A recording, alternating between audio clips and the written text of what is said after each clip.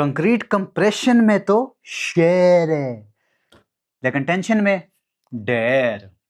हसन तू सब सवाल पूछ रहे हैं कि कंक्रीट की जो टेंसाइल स्ट्रेंथ है वो कंप्रेसिव स्ट्रेंथ के मुकाबले में कितने परसेंट होती है। बड़ा फंडामेंटल कॉन्सेप्चुअल सवाल है ये हसन साहब का। यू नो व्हाट, कंक्रीट जो होती है वो एक हेट्रोजीनस मटेरियल होता है, यानी मुख्तलिफ कंपोनेंट से मिलके बनता है। Aggregate, fine aggregate, cement, admixture का मिलाप होके तो ये आपके पास सॉलिड कंक्रीट बनती है।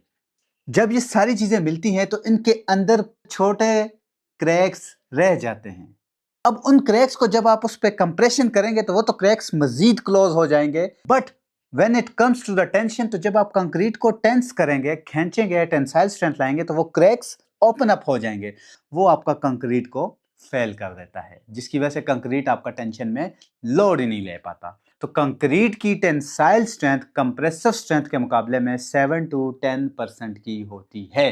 ये अगर सिंपल थंब रूल आपने याद रखना है ना, तो कंप्रेसिव स्ट्रेंथ का 10वां हिस्सा is the tensile strength of concrete. Done.